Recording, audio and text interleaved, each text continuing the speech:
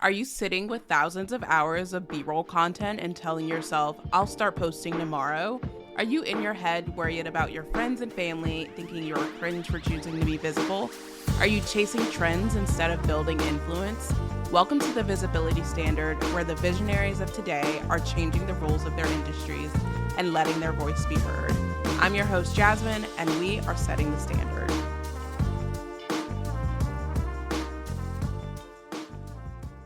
I'm so excited for my guest today. I have been following her on TikTok for a little bit and just seeing so many big transitions. And honestly, I love having a podcast because it means I get to talk to people that I really want to talk to.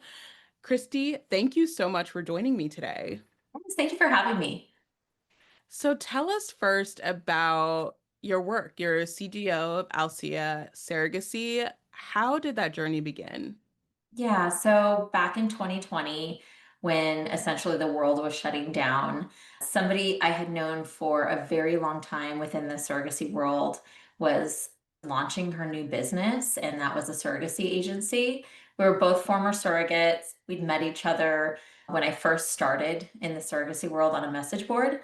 And she asked me to come on to help her build the business so that we could make sure we were providing access to everyone who wanted to build Mm. their family. And we wanted to make sure we were being very inclusive. We wanted to embrace diversity and we wanted to uphold ethics because obviously in the fertility world, ethics is very important.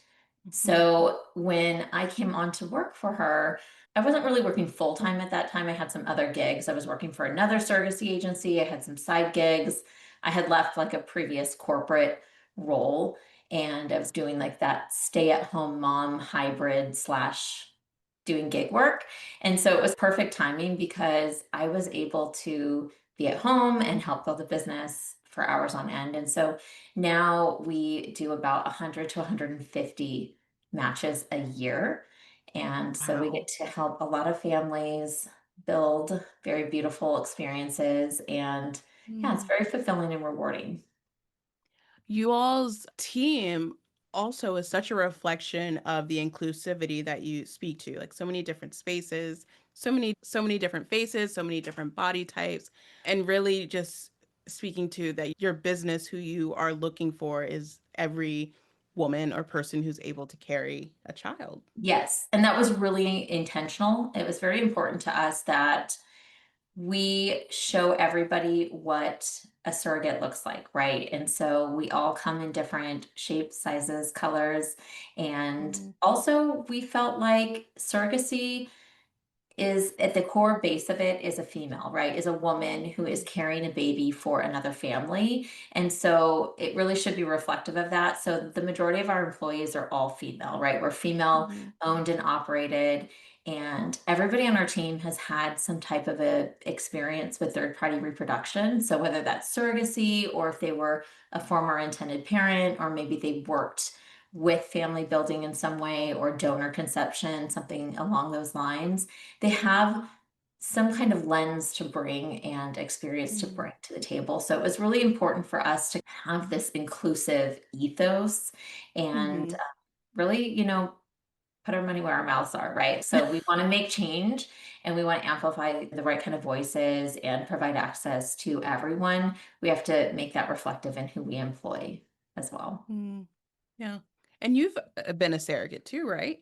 I've been a surrogate 4 times for 2 different families.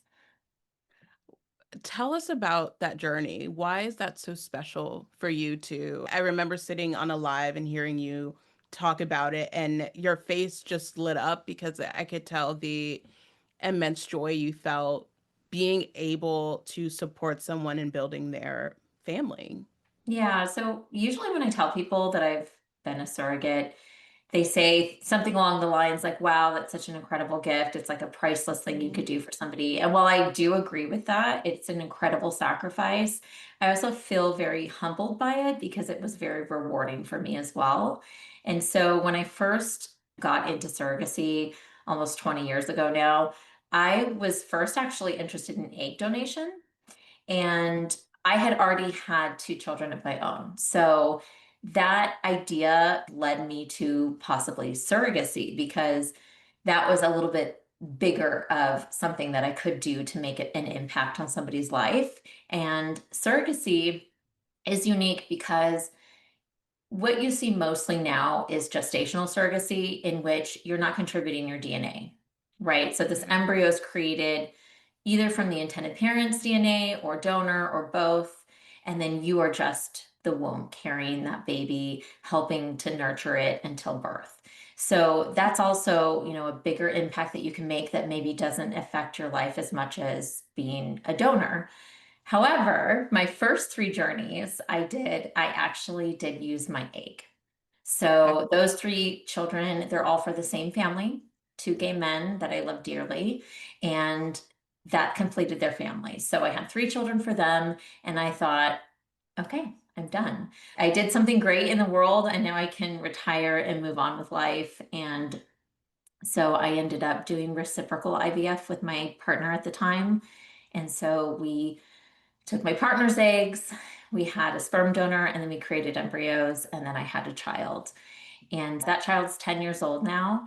But when she was about 4 years old, I started kind of getting the itch again. I was asked to write a couple blogs for various media, and it had me thinking about surrogacy. And so when a friend approached me about doing it again, I thought, okay, maybe I'll just do one more. And so I did gestational surrogacy at that time. So that child's not biologically related to me, heterosexual couples. So it was a much different experience. And it was still just as fulfilling. I still get Mm. updates. I get to see how all of these children grow. Actually, the first child I had via surrogacy just got his driver's license. So it's kind of Aw. interesting. Yeah, like these milestones that I get to be a part of, but I have, actually no like parental responsibility, which is very nice. And now you share about surrogacy, motherhood, a little comedy on TikTok. I Tell us do. how you got started into creating content. So I was one of those people that during COVID, when everybody was downloading TikTok, I said, what is this app? This is just a waste of time. Why are people on this? Why are people dancing? And I thought it was so silly. So I actually didn't create an account until a little bit later. I think maybe it was like 2021 or 2022. And I created it for the purpose of my business to try to just share, information. And I did a couple very cringy when I look back at them now posts, and they really didn't go anywhere. And so then I kind of let it lie for a while. And then I came back when I wanted to just have a creative outlet and connect with other moms on the internet. And so I started creating like lifestyle mom content, and I was spending a lot of time creating that content. And I was getting very few views. I was not gaining a lot of followers. I think that, I'm 43 now, and I just think that the market for that motherhood content is really geared towards like 20-year-olds and maybe even like young 30-year-olds. So it Mm. just wasn't working. And then I just started having fun with TikTok. And I was like, you know what? Now I'm just going to use it as a creative outlet for whatever I want. And I kind of put like a little hot topic lesbian video out of talking about how I don't like Crocs and Taylor Swift. And oh my gosh, if you talk about either one of those things on the internet, I think they're hot button topics. And so I got a lot of views and then a lot of followers off of that. And so then I kind of started just creating lesbian content and tried to mesh it in with who I am, which is Mhm. like kind of girly. I love makeup, clothes, and things like that. So I was creating those videos and they did really well. And so I think TikTok told me what my niche was, and that's the direction that I went into. And then just recently, I created a new account to share information about, sorry, excuse me, information about surrogacy, third party Mhm. reproduction, fertility, because I have a lot of experience with that in that world. Queer parenting, I don't think we have enough Mm. content about queer parenting and what that looks like. So we'll see. It's brand new, but I'm Mhm. kind of, doing both of those things for content right now. Yeah. What's Yeah. been the most rewarding and challenging parts of creating content? I think the most rewarding is connecting with people online that you might not have before. So I've met a lot of really incredible people. And also, I just think TikTok, out of all the social media platforms, it really is healing. Like a lot of people say that they've discovered so many new things by just watching other people's videos. And Mhm. I agree with that. I definitely feel like I found a place where I felt community where I never did before. And so I keep gravitating towards that platform and I hope it sticks around and I hope that we can keep that same kind of culture because it's been really rewarding for me.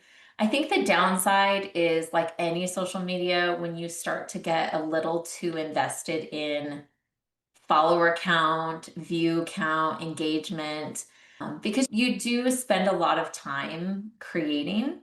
And so you want to see something come out of that, right? Mhm. You want to see a return on your investment. And when you don't, it can be a little discouraging. So I think Mhm. it's one of those things where you just need to check in with yourself and say, hey, am I still enjoying what I'm doing? Am I creating content for the purpose of myself or is it for others?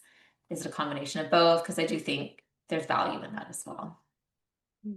I definitely see like the rise in conversation around people wanting to be content creators or wanting to have content like as a profession. And it's like the key thing is you really have to enjoy it first because Yeah.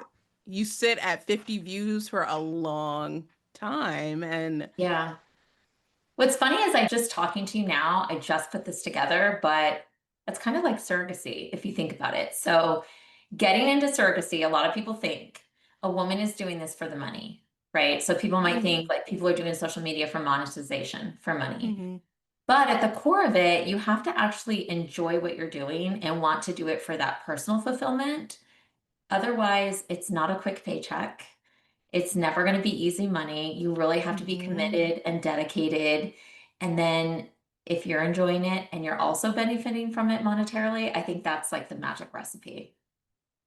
My gosh, that's like a fire analogy because yes, content is something you have to nurture. It's something that builds over time. It's something that you learn. You have to really kind of like pay attention to it and enjoy it. And it is like bringing a different life into the world. It's a creation that you're bringing into the world that takes time, effort, energy, and patience. I think Yeah. that's been a big muscle that I've had to exercise in like creating content for sure. And I think both of those things also meet adversity, right? So people tend to look at social media creators with a negative light, just like they look at surrogates in a negative light. When, if you think about it, why do people care so much if somebody is creating? I liken social media to art sometimes. So, like, you're creating an art or you're putting Mhm. your voice out there, it's a platform and people can subscribe to that or not, right? Like, so we all have different tastes in music and art. It doesn't mean we have to listen to everything or watch everything. And it's the same with social media. Surrogacy is the same. It's not for everybody, and that's okay. A lot of women will say, I could never do that. And I say, that's right. Not everybody can do this. And it's good if you know you can't do it, that you don't try Mhm. and do it. It's not meant for everybody, It's and not meant that's for everybody. okay. It Exactly. doesn't have to be. Yeah. I saw something recently, and I'd love to get your take on it. Someone was speaking to how when creators get to a certain point, they're making that money and their lifestyle changes. You recognize, okay, they Oh, are yes. making more money. And then the same audience that uplifted them and got them to that point is now like, why are you flaunting your money? It's not a real Yeah. job. Like the They feel duped. tone. Mm-hmm. What do Yeah. you think of that? I mean, I think that anybody who starts to gain more financial capital is going to probably change their lifestyle, and that's normal. I think what's a little bizarre is changing your core values and principles. And so I think no matter how much money you have and gain, wealth is something Mm-hmm. that can go up or down. I don't think that it should change your personality. It shouldn't, it might change your lifestyle, right? Perhaps you do have different friends, you're living in different neighborhoods, but I still think you should have that humble, beginnings type of origin story. I Mhm. actually grew up very poor. And so I always reflect on how grateful I am to be where I'm at now. I've never had anybody, give me a leg up. I actually have definitely had to build my own, life myself. And who knows, if I ever became wealthy, I would hope I wouldn't change my attitude and my principles and values. But it is sad to see that with larger Mhm. creators because I think they gain their following by people who felt they could relate to them. And so then if they're not relatable anymore, why are they following them? Mhm. Did people assume your surrogacy journey was for money based on your upbringing? I think a lot of people do assume that most surrogates are getting into surrogacy for money. And I do think that surrogacy compensation is well deserved. It's very important. Everybody should be compensated for what they put themselves through. A surrogate is at most risk, right? She could lose her Mhm. life, and she's a mother. Could be a wife or partner. That impact is great. And so surrogacy compensation is something I deeply believe in. I do think that the amount you ask is a personal thing. My first three journeys were very, very low compensation. Even all three added up today wouldn't even meet what the minimum compensation women are making. And so I can definitely say I wasn't in it for the money. Did it improve my life? Of course, it improves everybody's lives. We went on trips. Mhm. I even paid off like some small debts. There's various different things that women can do with their compensation that I think can be very helpful. But a surrogate has to be financially stable in order to do surrogacy. So that's another misconception where people think women are doing this in order to survive or for monetary purposes because they feel like they have to. And that's just Mhm. simply not the case because if you really break down the total length of time you're doing this, you're making pennies per hour. Like it's not really fast money. There's other ways Mhm. to come up if you need to. But yeah, that assumption's always there when you tell people. Yeah. Where do you think the misconceptions about surrogacy come from? Because, I mean, you're carrying a life for 9 months. You're planning with a family to bring this life into the world. I don't know if there's any amount of money really that could fully compensate for what a woman offers and puts their body through to do that. So, where do you think the negative conceptions really come from?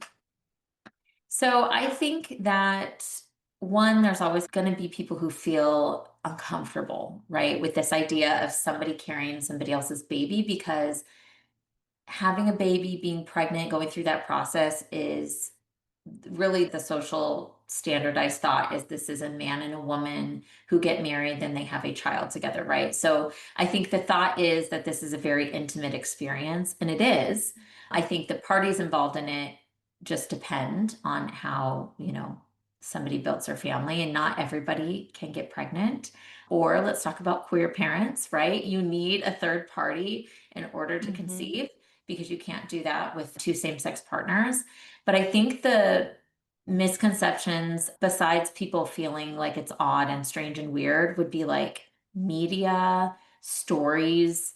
I don't know how many movies and books I've seen that it's like the surrogate mother is positioned as this like either poor or destitute woman, Hmm. or she's like having an affair with usually it's like the man in the relationship and then they're having a child together and those situations are not real, right? So those are not real life surrogacy situations. Those are really made up, like telenovela style stories that people find interesting because I think we're all addicted to the tea.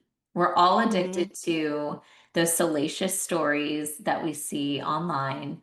And if surrogacy can be positioned in that same way, then people gravitate towards those stories and those get amplified versus, oh, these two people had a surrogate and everything was great. Nobody's promoting that story because they're not gaining any kind of entertainment from it, unfortunately.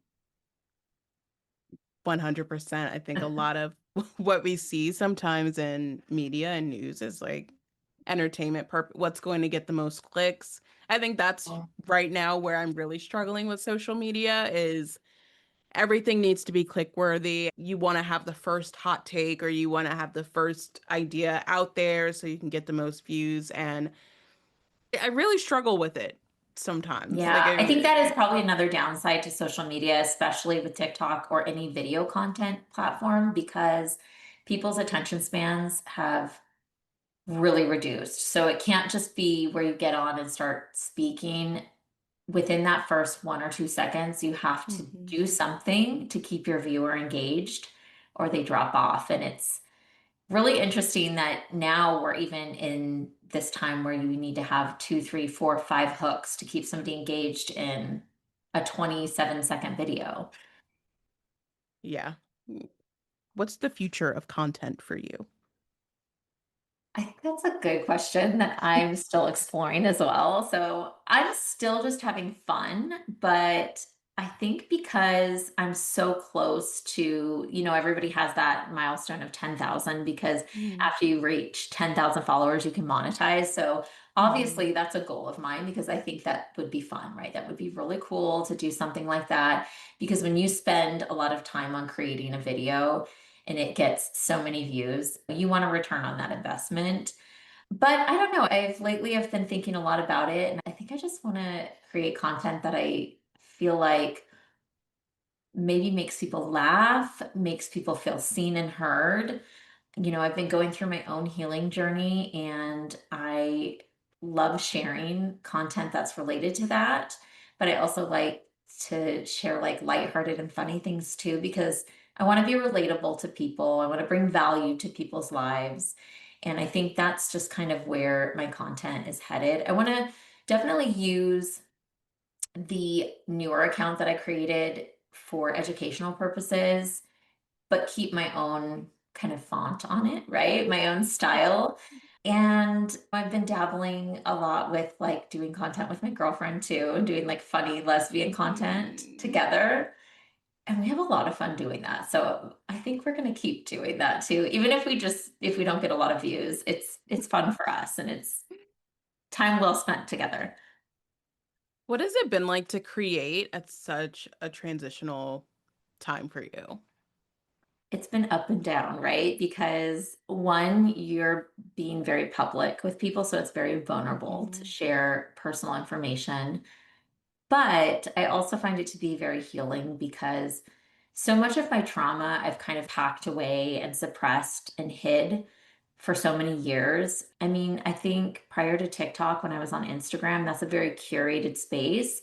So I look back at my posts and how I was only sharing the good things and only sharing like this kind of high level view of a curated life. And that's just not real. And so I kind of like this a little bit messy area where people can feel like, hey, that's me too. I'm going through that same thing, or you never know what somebody's going through, right? Hmm. And there are times when I think some people are in very dark spaces. If they see somebody else that's relatable on the internet, it can help them. And I think that that's really important. And I think we need to stop being so worried about putting forth this image that's perfect and Hmm. wonderful. And so, even though there's things that are uncomfortable, I think it's like, it's good for me, right? It's pushing me, it's helping me grow. And that's really what I need right now. Hmm. I think that's one of the biggest reasons why people gravitate towards TikTok over Instagram is that TikTok really introduced this storytelling aspect where people were coming on as themselves, just woke up, eating lunch, Yeah, and they're sharing aspects of their story versus Instagram, you've got to put it on a cute carousel or you've got to right. Good care about your lighting. grid. Hmm. Hmm. Yeah. And I still think there's value in that. I mean, I still like to have some like photos that are, like really nicely looking, like a Hmm. food or of, whatever you're doing. That's very lifestyle on brand. But I think for TikTok, it's good to do, you know, various different mediums of content. So you can Hmm. do something funny, you can do something serious, you can share something in the moment. Trends are fun too. I mean, Hmm. it's just like a good way for us all to have a little kiki together without having to be in person, right? It connects Hmm. you virtually, and that's really, really nice. Yeah, it's a lighter medium. I'll go and one thing I learned was like cross posting. And so I would make Hmm. something on TikTok and try and put it on Instagram. And I learned that, okay, not everything lands on Instagram. And then I'll go make something on Instagram and be like, damn it, I Oh my should have put that gosh. on TikTok. I had a viral video on Instagram and not in a good way that literally everybody on TikTok thought it was cute and funny, but on Instagram, Hmm. I was roasted. And it was just interesting, like the various different types of people that are on each platform. And Hmm. it's, yeah, I'm back at TikTok. It's more fun over there. I still have an Instagram, but it's just a little bit different of an audience. Definitely. Yeah, I come a little differently for Instagram. Exactly. Exactly. Well, Christy, I loved talking with you. Thank you so much You for as your time well. today. Where can people find you if they're interested in checking your content out and learning more about surrogacy? Yeah, so my main account on TikTok is Christy with a C, and that's SEA. It's a funny little pun. And that's where I kind of create like more lighthearted and lesbian content. For my more professional, although it's still very silly and fun, that's Alt Conceptions, so ALT Conceptions. And that's where I'm going to be sharing a lot about queer parenting, fertility, surrogacy. I'm going to probably start putting some like stories and some surrogacy tea too, because even though there's a lot of ethics and things that we uphold within our own agency, there's a lot of bad, actors in this world too. And so we want to call out when people are doing things like that too. So I think there'll be some fun stories to be shared. Ooh, I'm excited to see this journey unfold. Well, Yeah. everything will be linked in the show notes. Thank you again for joining me. Thank you. It was great.